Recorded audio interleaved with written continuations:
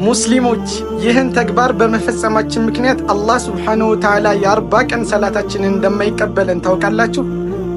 40 ቀን ሙሉ እንሰግዳለን፣ አላህ ሱብሓነሁ ወተዓላ ግን አይቀበለንም ሰላታችንን። ይህ ቪዲዮ ሙስሊም ሆናችሁ ከደረሳችሁ ቪዲዮ እስኪያልቅ ድረስ ኮፒ ሊንክ እያደረጋችሁት፣ ምክንያቱም ይህን ቪዲዮ አይቶ አንድ ሙስሊም ከተጠቀመበት እስከ የውመል ቂያማ ድረስ አጅሩን አብረን እንካፈላለን። ውዱ ነቢያችን ረሱል ሰለላሁ ዐለይሂ ወሰለም እንዳሉን አንድ ሙስሊም ጠንቋይ ቤት ከሄደ በሚሄዱ ብቻ አላህ ሱብሓነሁ ወተዓላ የ40 ቀን ሰላቱን አይቀበለውም። ሂዶ እውነት ብሎ ያን ነገር ከተቀበለ ግን ከእስልምና ያስወጣዋል።